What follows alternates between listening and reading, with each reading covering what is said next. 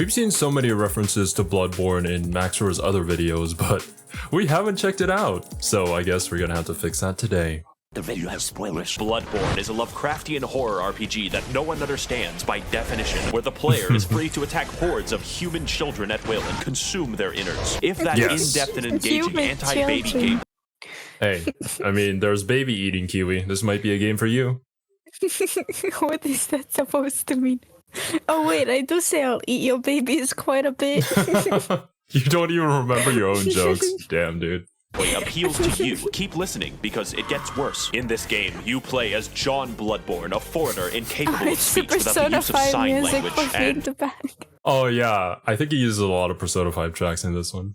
Stricken with Habsburg disease, comes to the ancient city of London seeking treatment for the sins of his cousins. In doing so, he will begin hallucinating talking dolls, spider people, and the great people. Journeying further, John Bloodborne becomes conscripted into the service of a gay elder god and the 60-year-old man he keeps as a pet, and is given the ultimate task of killing an invisible infant in order to cure his anemia. To accomplish said Herculean task, the player must journey through dark forests, terrifying nightmares, and the meth-ridden alleyways of a post-Brexit Britain, slaying monsters, exploring, and tricking women into being... This is so accurate. This is exactly what Britain looks like. Being impregnated by gods so you can consume the child. This game is an excellent realization of a Metroidvania with something new around every corner. A great action RPG which pits you against insurmountable odds and extreme challenges, and has a gripping story and lore about discovering the eldritch truth. So if you can, play it yourself, because I'm not going to hold back on the details. It's no secret that my reviews are entertainment first, so I don't suggest using me as genuine advice.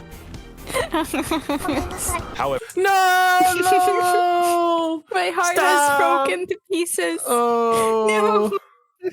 We miss you. I don't suggest using me as genuine advice. However, most people can't play this game, ever, because you have to buy a $400 magical box sold by the wizard Sony in order to experience it. And even then, you get to see it in an amazing 30 frames per second with no anti-aliasing. Port this game to PC, I beg of you. In fact, I can assume that a lot of people watching this video will basically never play the game, but keep watching because I'm hilarious and original. I can actually play it. Oh my god. Kiwi's going to start streaming Bloodborne?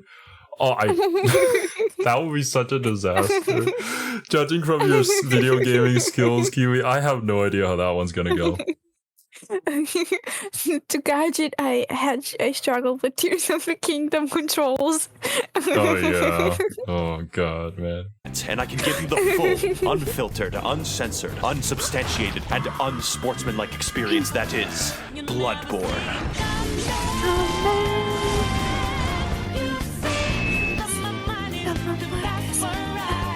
The gameplay is what makes this game great, and the easiest way to describe it is simple but complicated. On a simple level, your baby brain is responsible for only two tasks, dodging and hitting. And dodging in this game renders you temporarily invincible. Sounds easy, right? Wrong, because every single enemy is adjusted to keep pace with you. Basic enemies are basically able to whoop your ass into fucking non-existence. Every encounter, therefore, is tense and engaging. When you kill someone, it's because you were faster and had more meth than they did. On a complicated level, you have a gun, and normally bullets hurt people, but in London, bullets are a suggestion, like the Geneva Convention. Here in England, it's all about the knife bins. Except when you shoot somebody mid-attack, you gain the mystical and arcane ability to plunge your fist through their ribcage like Mortal Kombat, and rip out their heart, which is considered rude and a slight annoyance. This extends to behind them if you charge an attack, which sometimes causes you to reach up a pig's asshole and rip out the prostate like fruit by the foot. Side note, the most optimal farm route for currency in this game is called Murgo's Pig Fisting Route. See, I changed the webpage. And in this route, you sneak up behind this guy and do him the dirty. Then entice these two swinular bastards to be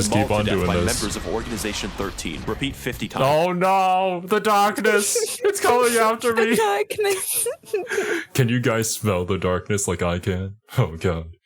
On a complicateder level, every single weapon in the game has two different modes with two different movesets, and transforming between them gives you special attacks in addition to running attacks, plunging attacks, attacks. On a theoretical physicist level, your character memorizes squiggly lines and fridge art created by gods for passive bonuses that work regardless of weaponry. My favorites are more money, and more money. Hey, that makes sense. You gotta get that dough, bro.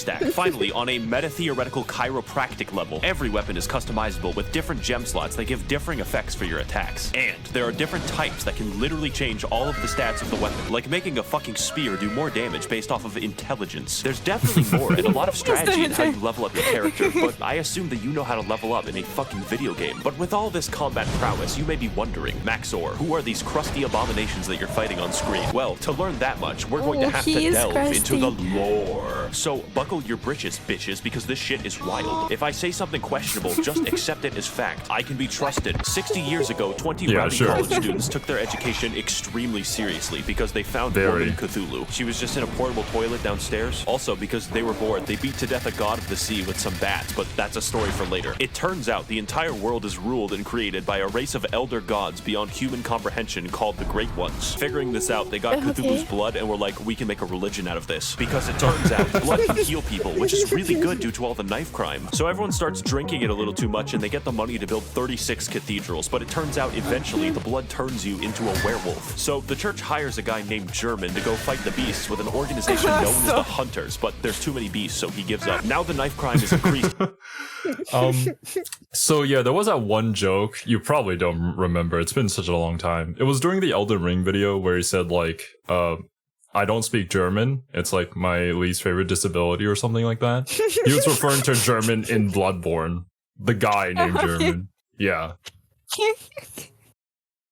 Even more, and German sort of goes insane and creates a life-size doll of one of his students who is an 8-foot-tall Amazonian. He also Oh my god, best girl. Canonically has sex with it. The moon god, for some reason, kind of takes notice of this and is like, alright, listen, I'm building a suicide squad. I will bring your waifu to laifu if you serve me for all time as my slave. Sounds like a good reasonably deal. thinks that this is a great deal and is imprisoned in a dream. This is where you come in. See, the moon god assassinates baby gods for fun, but needs a hitman to go into the real world to do it since he's confined to the 9th dimension. So in addition to fighting all manner of giant beasts and uncovering dark secrets, the true aim of this game is to commit infanticide. There's enough bullshit here to fill tax legislation, so comment your own poorly summarized Bloodborne lore below. And for the rest of us non-shills, we have ample time to explain more of what makes this game great. Yes, you have been jinxed. I am talking about bosses before I talk about the levels. In most video games, bosses cap off areas, but in Bloodborne, areas are preambles to a dick flapping, and nothing will challenge your skill in quite the same way, except for the goddamn Witches of Hemwick, who were placed into the game for disability access. You can probably tell that Bloodborne is a hard game. We don't even know if a games journalist can beat it. But it's hard in a fair way that tests your skills and reaction time, except for Lawrence, but I'll get back to Lawrence later. What sets this game's bosses apart is that the challenge makes it feel like you're a really small dude jabbing a toothpick into a building-sized deer demon. So yeah, I would be impressed if he killed that. But not only that, unlike Dark Souls, every single boss reacts meaningfully to how you attack them. Large beasts can have their bones cracked and their tendons wound into a slinky. Bone boys can be knocked over and have their marrow shipped. And human enemies will wince and recoil when they see your height difference. As well, every boss punishes you for cowardice and actually discourages backpedaling with their forward momentum, causing every fight to be an elaborate dance with a thrilling back and forth. Unless you're fighting Rom, who is the really hungry caterpillar if he had a legion of arachnid slaves who threw their heads underground like ostriches. We don't talk. I wonder how Serbi would fare against this boss. She hates spiders, and this would be absolutely horrible. Yeah, and also, I'm currently thinking if they're like spiders, are there gonna be birds? Because if I see birds, I'm not playing the game. I don't remember about him. And while we're on the subject of bad bosses, this motherfucker. Oh no.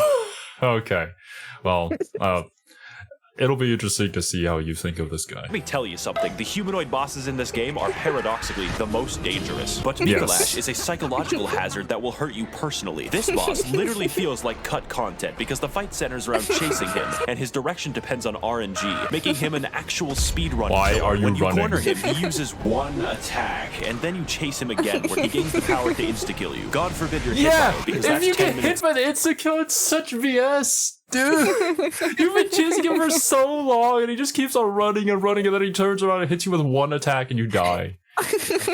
Why? Isn't he using the JoJo's like special skill of running away?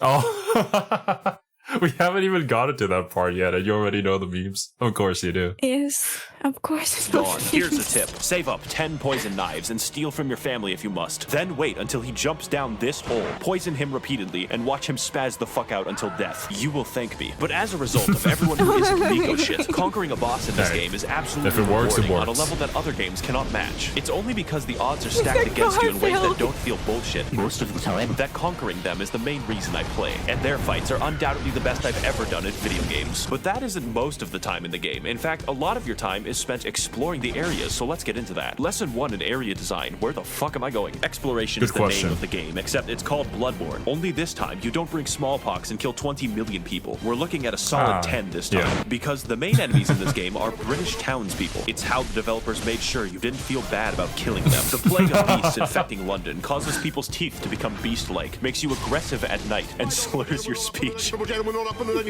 So it's up to you to stop them, as a hunter should. If you don't look up where to go next in this game, good fucking luck. People get lost all the time. Get used to it. This game doesn't do exploration like, oh look, there's loot in this hallway. My dopamine's gonna go. I literally need a guide. I would literally need somebody with a guide open telling me where to go. You have such bad sense of direction. Like, even when we're playing 3 houses, you don't even remember which way to go to get to any of the places, and you're just randomly running around. You're looking for Bernadetta, and you're running in the exact opposite direction of her every single time. I don't know how. Crazy. That's baby shit. This is Daddy's exploration, where you find a route back to a place you were in 10 hours ago. And I hope you weren't expecting a mini-map, or any map. Every single hallway is a rabbit hole of discovery, and your hand isn't held. Case in point, Cathedral Ward is a level, but feels like a hub area because it connects to fucking everything. And where you start the game is in the middle of a loop-de-loop involving torturous experimentation. Just look at the fucking map of this game. Everything overlaps. And yes, there is a level called Nightmare Lecture Hall, and no, it does not connect to the Altar of Despair, although you would think that. Fittingly, the lecture hall is the smallest area, and more fittingly, 90% of the combat is graduates throwing cum at you. The game also has 2 completely secret areas that you would not find without the internet. I would tell you how to enter, but I don't want to do calculus. And what you get at the end? Upper Cathedral Ward is legitimately a horror area in a game loved for its combat, because it's filled with enemies who act out my greatest fears. Stealing currency permanently gives me fucking chills every time I talk about it. Castle Canehurst is proof that From Software hates us all, since the best area in the entire game requires you to go to the Field of Corn in Ohio and trek down Waldo. But it's worth it to invade the house of that parasitic queen dwelling in her demented castle, so that she may feel the wrath of the proletariat. All we have to do is kill Prince Philip, who guards the way as an eternal witch. On top of this, there are numerous NPCs and NPC quest lines spread throughout the world, all with a series of interactions with each other depending on location and timing. For instance, you could direct nuns, prostitutes, and Prince Philip to a church run by a lonely black sludge, then perform enough blood transfusions to send the nun into a yandere rage. Or you could direct them to the nice woman who runs the clinic down the street, who only wants to help and assist others. Then take a strange path through the forest and into her clinic to discover that she's been experimenting on all of them in order to create the Blue Man Group. And if you want, you can take the umbilical cord away from her schizophrenic ass and eat it. The sky's the limit in Bloodborne questlines. And you know what my favorite questline is? The one where you descend into literal hell. There's so much hate from babies in this game. Look, the entire premise of the game is that we're sent to hunt an invisible baby. And yeah, that I don't know. I feel like there's a lot to do with babies in this game. Complete with eternal punishment, insanity, and femboy fishing, the scariest of them all. The protagonist of Bloodborne is actually that went to buy milk, but it has like Zoro levels of sense of a direction, so he's trying to get back but can't. Punishment, insanity, and femboy fishing, the scariest of them all. I'm of course talking about the DLC, the only DLC for this game. And if you play through Bloodborne, you have to play through the DLC. I'm not giving you a fucking choice. So to learn why, you should play the best expansion ever made since the music in the DLC is incredible. Come with me on this amazing journey to find the secrets of the Bloodborne, the old hunters. I want you to imagine hell. Now imagine hell written by H.P. Lovecraft. It would be filled with squids, immigrants, and air conditioning. This DLC has none of that except the squids. For you see, those college kids from the lore section of the video were built fucking different. They experimented on an entire village and possibly beat up a god of the sea so fucking bad that her consciousness in the 9th dimension died. We spent an entire game killing an infant and these guys somehow killed the MILF god. But anyways, no! No, Marine! Oh no! Our guild has been killed! Damn, Kiwi. Damn, that's kind of disrespectful. What? I thought she was a hag. Oh my god.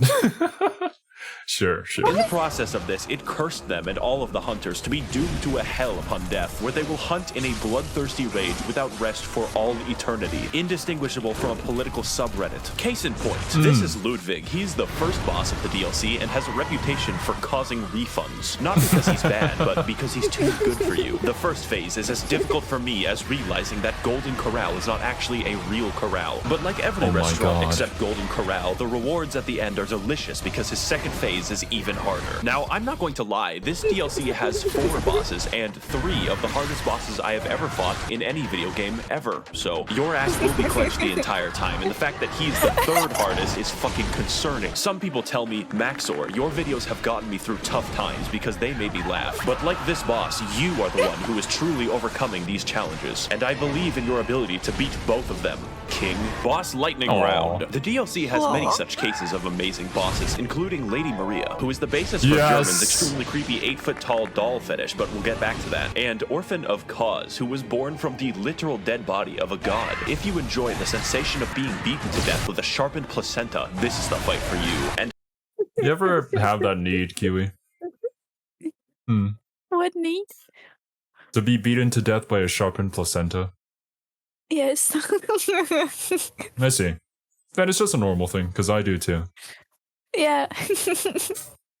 And as with everything that From Software makes, they threw in a boss that they didn't really finish and called it a day. I'm of course talking about Lawrence, which is a very mundane name for a fire monster locked in hell. Take my advice, don't fight Lawrence, you only lose a part of yourself. Since this boss fights you by dropping off his own legs and then violently vomiting and shitting lava everywhere. I've always wanted my game about dynamic dodging and elaborate fencing to be reduced to shitty area denial like it's Team Fortress 2. To wrap things up, the music of this game is pretty good, but the DLC music is fucking insane. I don't know what it is about Japanese composers being able to make better symphonies than the continent that invented them, but just take a listen. Holy shit, I'm alive right now. Have you ever thought, as I do, that this game is just too good, that you would really rather be playing a shittier version of the game, such as the engagement of the Chalice Dungeons? I, of course, jest. They're fine, probably, except for half of them, because Bloodborne has an option. It's, certainly an experience with the Chalice Dungeons. System of infinite dungeon generation. Well, here's the thing, Kiwi. Like, it creates dungeons randomly. So, sometimes you're gonna get things that aren't very balanced. And you will more than likely die based on RNG, so... For all of those who wish to break free of the shackles of good level design, let's talk about how, and more importantly, why. First of all, Bloodborne has a system of dungeons that everyone shares and dungeons that are random. For my footage, I played the shared dungeons that you can be guaranteed the pain you witness on screen is mandatory. One of the biggest strengths of Bloodborne is the ability to have interesting and challenging enemy encounters gently rubbed with the blood-stained hands of Miyazaki. But I don't think I have to explain to you how randomizing almost every encounter in the game could be imbalanced. But fortunately, most enemies you encounter in the Chalice Dungeons are new to spare British people your wrath, so you instead fight SCP-96.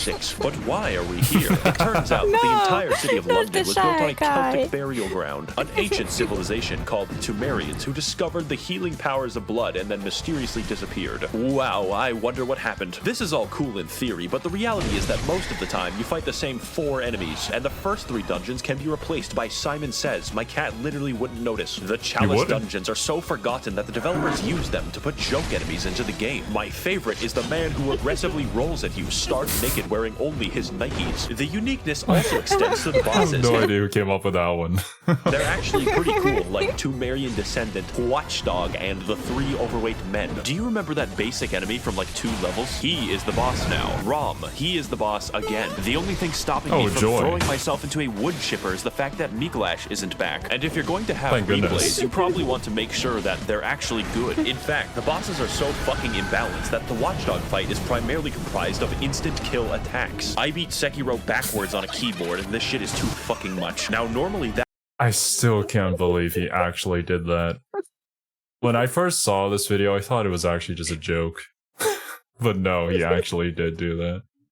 What a madman. Truly. That would be all, but the dungeons go deeper. What we have discussed so far is merely the surface, and there is a much darker syndicate lying just below. These places you must never venture, for they are the save edit dungeons, whereby through wizardry, the community are able to conjure up deep, dark chasms and share them with the rest of the world. Of these secrets, there are only 2 that I shall reveal to you, and the first is the Cum Dungeon. Yes, you heard that correctly and clearly. The Cum Dungeon is the name of the most optimal farming route ever conceived by the fucking cricket people who do this shit, whereby the player enters the chasm of place name and watches as a high-level boss yeets itself off a cliff. Murgo's pig fisting route can give you 10,000 echoes. This gives 83,000. And if you thought that was bad, it gets much worse. You can insert anything from the game files by save editing a chalice dungeon. Anything. This includes cut and unfinished content from the game that the developers forgot to delete, like this doggo who attacks you with invisible lightning. Overall, the chalice dungeons are bad. They're not actually very fun to play, and yet I love them. Everyone loves them because they allow us to further explore a long-dead game with the help of a passionate community. Now, before we sign off, I know what you're thinking. Max0r, what about the multiplayer? That I would love to talk about with all the footage I have, but it's dead. If this game releases on PC, and it better, then I will talk about the multiplayer extensively. Actually, to anybody watching the video, is there any news on the PC port? If it ever will get one? Because, like, otherwise this game is just gonna be lost at time. It's so sad, man. And finally, this game and this video would not be complete if I didn't talk about the Hunter's Dream. After all the combat, the battles, and the difficulty of this game, it's nice to have a place to recharge, purchase items, upgrade weapons, and watch as it violently burns to the ground. This is where you'll find German slowly wasting away as his soul remains captive for an eternity, and his don't install that game.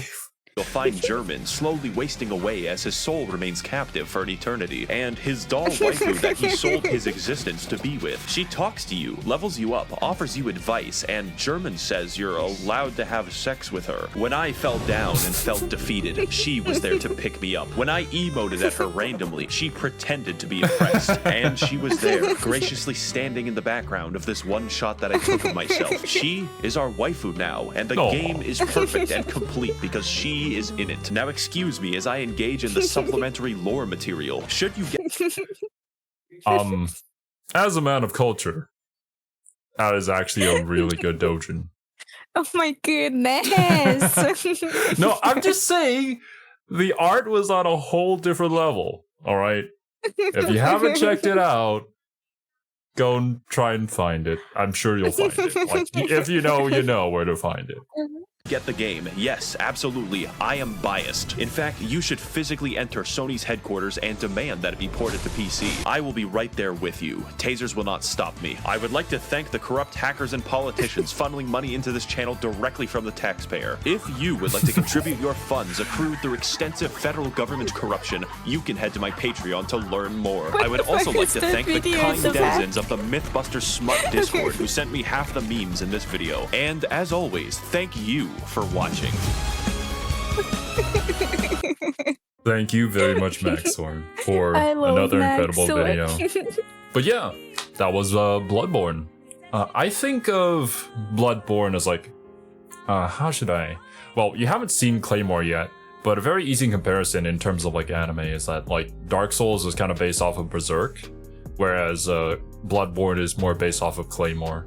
And it's kind of in the same vein, but pretty different feel. And I don't know. It really depends on what you like. I mean, you know what I like. Probably not these games. Persona 6? Yeah. Bloodborne PC port? Kiwi's probably gonna skip on that one. I mean, if I ever do buy the PS4 version of Bloodborne, I'll stream it.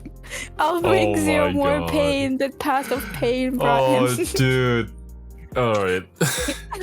I have no faith in you, Kiwi. I'm just gonna put it out there. You are not gonna get past the first boss. It will take me months, okay? But I'll get past it. Regardless, thank you guys so much for watching. I hope you guys enjoyed.